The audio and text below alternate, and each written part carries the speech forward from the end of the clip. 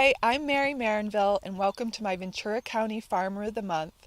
And today I'm back in Ojai, and I'm from Ojai, so I'm a little partial to Ojai farmers. They are my favorite, I will admit.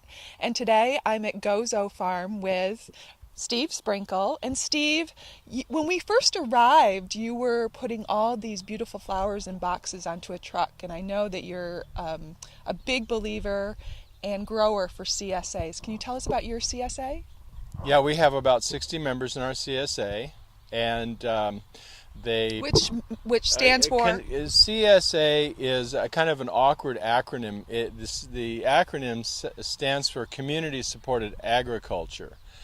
And so, do you have a CSA?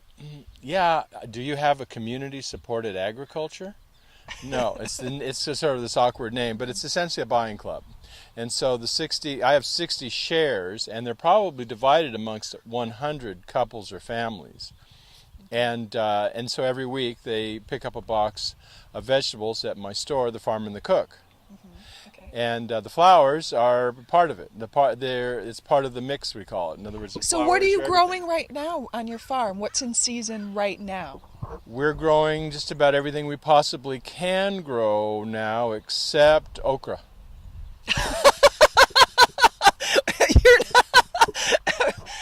That is funny. So we're growing cucumbers and squash. Uh-huh. We're growing watermelon and cantaloupe. We're growing hard squash or winter squash, zucchini, and that. And then we have eggplant. We have basil. We have flowers, 3 or 4 different kinds of flowers, and we have tomatoes and cherry tomatoes. We have tomatillos. We have 7 or 8 kinds of sweet peppers and probably 10 kinds of chili peppers. We have green onions, and we're still giving the members of the buying club, the CSA, potatoes we harvested earlier, onions we harvested earlier, shallots, garlic. That in itself is amazing because most farms... Did I say green beans and corn? No, not yet, Okay. but that's okay that you threw that in there. And you can keep going, but most farmers today grow what's known as monocrops. They grow one crop, they specialize in one crop.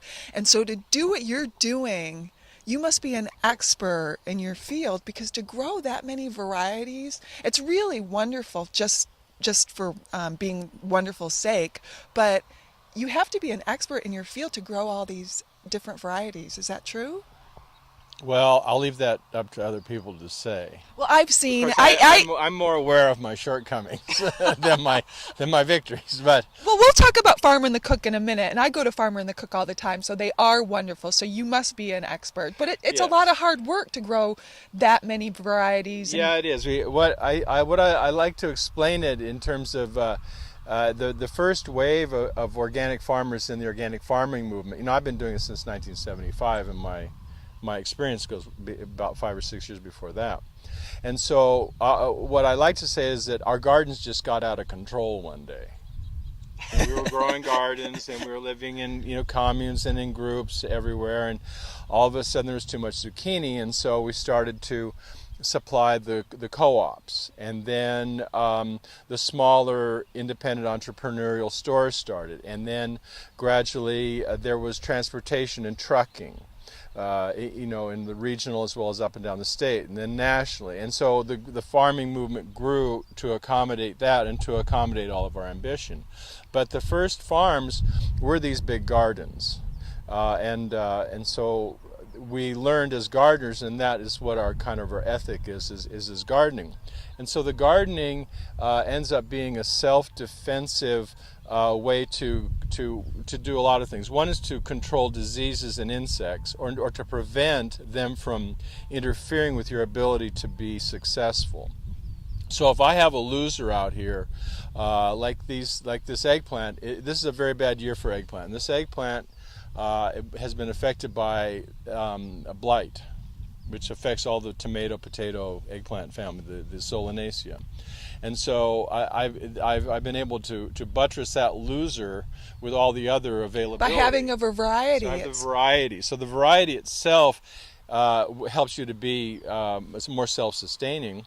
And then then another aspect of it is that because you have so much variety here, we pretend that it's confusing to the insects.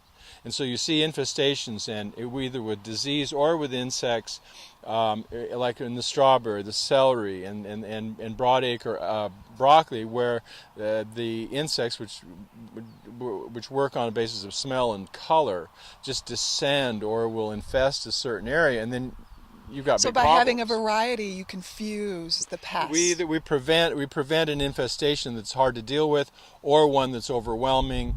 I mean, the aphids are coming. We know that, but we also are growing things like onions and lettuce that aren't so susceptible to aphids.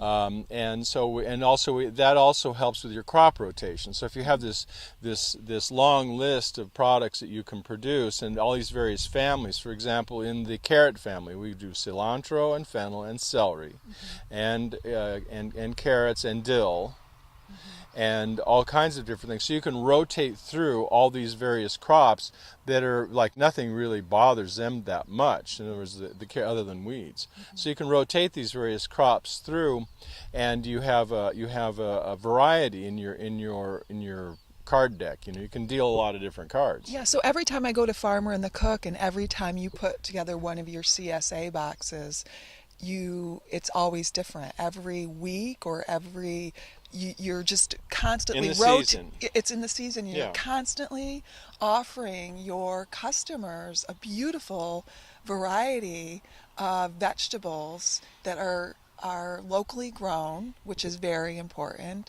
and delivering them right to them. It's just such a wonderful thing. I think they're about as tired of zucchini as I am, but that's the foundation. Some of these things are foundational, and so you finally get corn and beans. You've had zucchini for 2 or 3 months.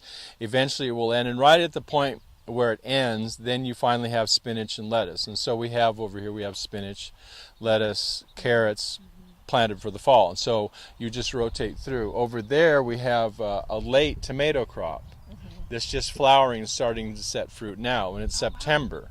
Okay. And so those tomatoes will be over with, and then those will come in. Okay. And so then you just rotate through, and it's not as big a planting because I didn't really want to roll the dice on a huge planting of tomatoes so late, but usually I will get tomatoes late. So your customers will have tomatoes in autumn, which is great. I love tomatoes. Now, you talked about before you started doing this, you were involved in agriculture. Why are you so passionate about agriculture and the land? And I know farmers, it's just who they are. I can't picture you doing anything else. I've known you now for a few years, and you are a farmer through and through. And why are you so passionate about it? Well, I guess it allows you a certain kind of freedom, even though it is a bit of slavery to be out here. However, it has a nice pace. I have a very large office, and the cubicle is not confining, and it's also pleasant And you've work. got nice windows. I've got very nice windows. It's very pleasant, and I'm out here with nature, and I always have sought out. I've had lots and lots of farms, and I've been lucky to seek out and to find farms that are on the edge of nature, and so I like to work with nature. One of our programs here, our goals is to maintain the frog population. Oh, you've got a lot. I have a lot of frogs. Yeah. But if this was all plowed and replanted as a monocrop, the frogs would have a hard time existing. They say that frogs, you have a healthy ecosystem when you see frogs are one of the indicators that you have a good ecosystem. Yeah, and we do have them. When we inherited the place, they were still surviving here, even though it's very dry, and so we maintain habitat for them intentionally. And when we have big populations, we'll dry an area up where they're living, and we'll plant next door to them, and they'll all go over there. Then I can put the machinery in there without mangling them. And organic is very, very important to you. I know that didn't you certify farms? I've been involved in organic certification. I was a certification administrator regionally. I was an organic inspector, and I've inspected very small farms and some of the largest organic farms as well. And now I'm the board president of Cornucopia, which is a national organization which is essentially an organic watchdog, which tries to identify some of the deficiencies in adhering to the standards. For example, Cornucopia has been working on the access to pasture for cattle, and finally we got the USDA to recognize that to not have cattle on pasture and to have a confined feeding operation for dairies or for beef was not in accordance with the law, with the Organic Foods Production Act. And now we're working on the chicken deal. And I mean, they have these chicken farms with 115,000 chickens in them. And there is no access to pasture, and it's in the law that they shall have access to the outdoors and that they shall be able to socialize. And Cornucopia was a Cornucopia Institute they're located in Wisconsin. It's Mark Castell and Will Fandler, the executive directors. If our Ventura County teachers want to learn more about Cornucopia, what website should they go to?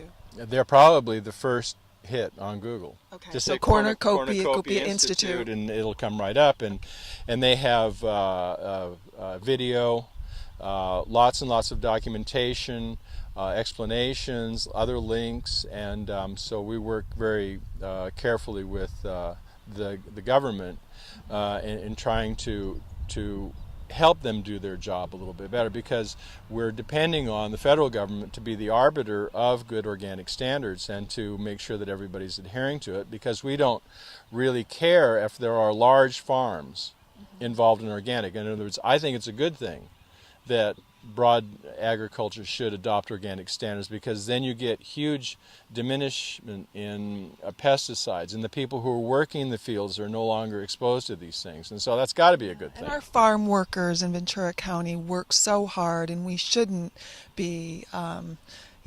They're still exposed to all these things. So like the world's largest carrot grower, who has 80,000 acres of carrots at any one time all throughout the country and in Mexico, has 8,000 acres of organic carrots. And yeah, I don't get to sell organic carrots in the marketplace, but I don't want to sell to Vons and Rouse and Whole Foods anyway. So where can we find your fruits and vegetables? If we don't belong to your CSA, I know that you're at the Ojai Farmers Market. We're at the Ojai Farmers Market on Sundays, every Sunday, and we also have the grocery store at the Farm and the Cook on El Roblar in Miners Oaks. And if you've never been to Farmer and the Cook, it's a real treat.